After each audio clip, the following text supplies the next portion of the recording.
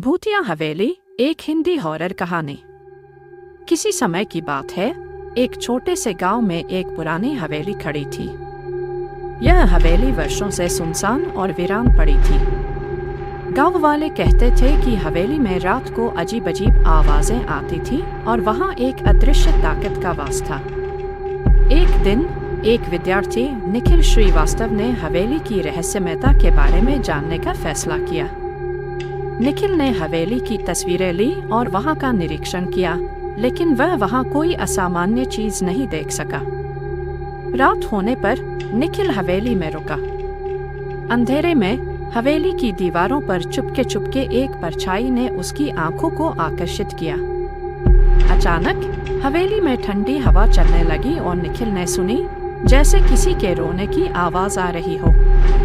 निखिल ने अपने कैमरे की फ्लैश की मदद से जांचने का निर्णय लिया और जैसे ही उसने फ्लैश की, उसने एक महिला की भयानक छवि देखी जो दीवार पर उकेरी हुई थी।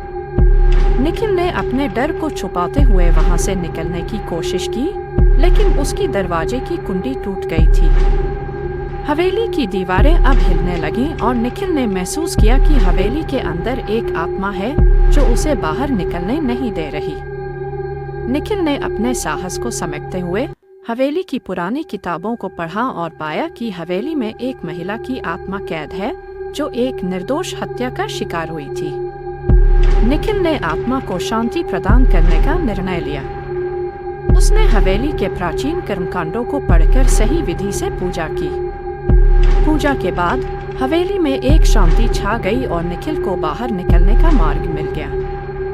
उस रात के बाद हवेली में अजीब आवाजें और परछाइयां गायब हो गई और निखिल ने यह रहस्य हल कर दिया। गांव वाले अब हवेली को एक पुरानी लेकिन शांत जगह मानते थे और निखिल ने भी यह सीखा कि कभी-कभी अतीत की आत्माओं को शांति देने के लिए हमें उनका सामना करना पड़ता है।